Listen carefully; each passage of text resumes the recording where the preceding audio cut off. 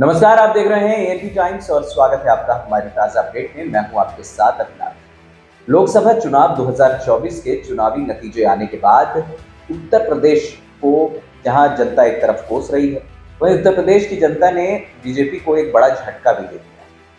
उत्तर प्रदेश में योगी आदित्यनाथ जैसे super CM होने के बावजूद भारतीय जनता पार्टी की इतनी कम सीटें आई हैं, जहां पर 400 पार का नारा लग रहा था और 80 सीटें निकालने की बात कही जा रही थी, वहां पर 30 से 35 सीटों में तो आप सिमट कर रह गए और समाजवादी पार्टी ने यहाँ पर बाजी मार दी। अयोध्या को लेकर जो आपने इतना बड़ा हंगामा मचा रखा था, जनवरी में आपने प्राण प्रतिष्ठा कर दी भगवान राम के मंदिर की और उसके बाद कई तरीके की बातें हुई, तो फैजाबाद अयोध्या सीट से तो आपके प्रत्याशी हार गए, लल्लू सिंह।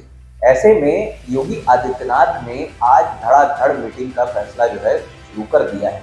उन्होंने सभी आला अधिकारियों को बुलाया, सभी विधायकों को बुलाया और जितने अपनी जो टीम है वहां पर समीक्षा करने की बात कही गई।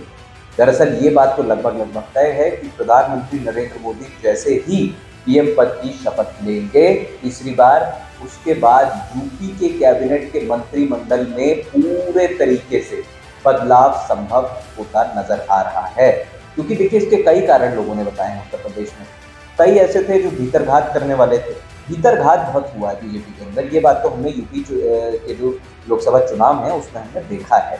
और कहीं ना कहीं योगी आदित्यनाथ इस बात को समझ रहे हैं। उन्होंने साफ तौर पर, अब डायरेक्ट तो नहीं बोल सकते ना कि अब तुम्हारी वाट लगाता हूँ, लेकिन योगी आदित्यनाथ ने ये तो कर दिया है कि बेटा जो जो रुके हुए काम है ना उनको पूरा कर लो, नहीं तो क्या पता अगली बार यूपी में भी बीजेपी की सरकार रहे या ना रहे।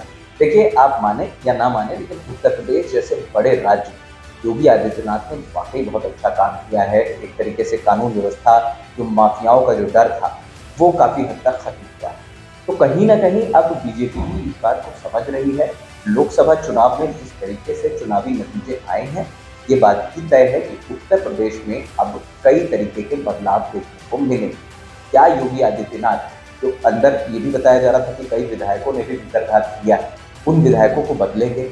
क्योंकि भले ही आप बहुमत के साथ जरूर आए थे उत्तर प्रदेश की सरकार, लेकिन आपने जो यहाँ पर लोकसभा चुनाव है वहाँ पे काफ़ी सारी चीज़ें जो हैं वो गंवा दी, जिसकी वजह से आपकी सरकार जो है अब वो एक तरीके से कहते हैं कि गठबंधन की सरकार पे आपको डिपेंड होना पड़ेगा।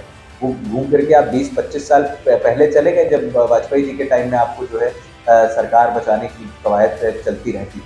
तो अब देखना होगा कि योगी आदित्यनाथ और बीजेपी के आला अधिकारी क्या बड़ा फैसला लेते हैं। फिलहाल खास अपडेट में इतना ही, हमें दे दीजिए इजाजत और हाँ, हमारे चैनल एएनपी टाइम्स को सब्सक्राइब करना मत